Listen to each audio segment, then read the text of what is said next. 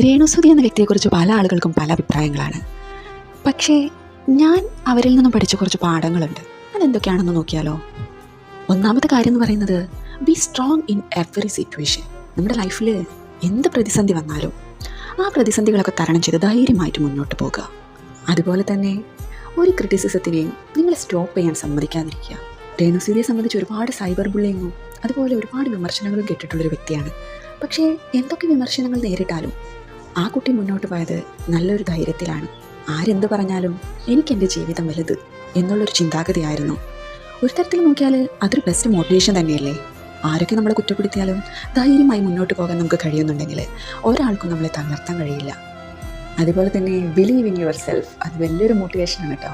അതായത് ഒത്തിരി സ്ട്രഗിൾ ചെയ്ത സമയത്തും ഒരുപാട് വേദനിച്ച സമയത്തും ഒരുപാട് ഒറ്റപ്പെടുത്തലുകളും കളിയാക്കലും നേരിട്ട അവസരത്തിലും രേണുസുതിയെ മുന്നോട്ട് നയിച്ചത് സെൽഫ് ബിലീവ് എന്നുള്ളൊരു കാര്യം കൊണ്ടായിരുന്നു.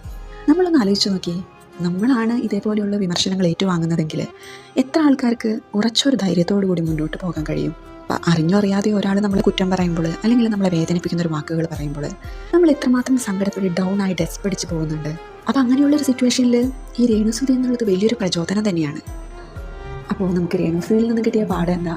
ജീവിതം എത്ര തകർന്നാലും, എത്ര സ്ട്രഗിൾ ചെയ്യേണ്ടി വന്നാലും, എത്ര ബുദ്ധിമുട്ടേണ്ടി വന്നാലും, മറ്റുള്ളവർ നമ്മളെക്കുറിച്ച് എത്ര മോശം പറഞ്ഞാലും അതിനെല്ലാം ശിക്ഷമുഖത്തോടെ തള്ളിക്കളഞ്ഞ് നമ്മളിലുള്ള വിശ്വാസത്തെ മുൻനിർത്തി നമുക്ക് മുന്നോട്ട് പോകാൻ കഴിയണം. നമ്മുടെ ജീവിതത്തിൽ നഷ്ടങ്ങൾ ഉണ്ടായിരിക്കുന്ന സമയത്ത് ഒരുപാട് പേര് കുറ്റപ്പെടുത്താനും ഒറ്റപ്പെടുത്താനും പരിഹസിക്കാനും ഉണ്ടാവും. പക്ഷേ അവരിൽ നിന്നെല്ലാം പ്രചോദനം ഉൾക്കൊണ്ട് നമുക്കെതിരെ എറിയുന്ന കല്ലുകളെ ഒരു കൊട്ടാരമാക്കി പടുത്തുയർത്തി അവിടെ ജീവിച്ച് കാണിക്കാൻ നമുക്ക് കഴിയണം. മറ്റുള്ളവരുടെ അഭിപ്രായങ്ങളിൽ കുടുങ്ങിക്കിടന്ന് നമ്മുടെ ജീവിതത്തിനെ പാഴാക്കാതെ നമുക്ക് ഏറ്റവും ബെസ്റ്റ് എന്ന് തോന്നുന്നത് ചെയ്ത് നമ്മുടെ ലൈഫ് എപ്പോഴും ഹാപ്പിയായി വയ്ക്കാൻ നമുക്ക് കഴിയണം. ഒരുപാട് കാലം കഴിഞ്ഞ് പിന്തിരിഞ്ഞ് നോക്കുമ്പോൾ നമുക്ക് വേണ്ടി നമ്മൾ എന്ത് ചെയ്തു എന്നുള്ള ചോദ്യത്തിന് മുന്നിൽ എനിക്ക് മുന്നിൽ നല്ലൊരു ലൈഫ് ഉണ്ടായിരുന്നു എന്ന് പറയാൻ നമുക്ക് കഴിയണം. നമുക്കുണ്ടാകുന്ന നഷ്ടങ്ങളെയും പ്രതിസന്ധികളെയും തരണം ചെയ്ത് ഏറ്റവും ഹാപ്പിയായി കോൺഫിഡൻസോടുകൂടി ജീവിക്കാൻ നമുക്ക് എല്ലാവർക്കും സാധിക്കട്ടെ.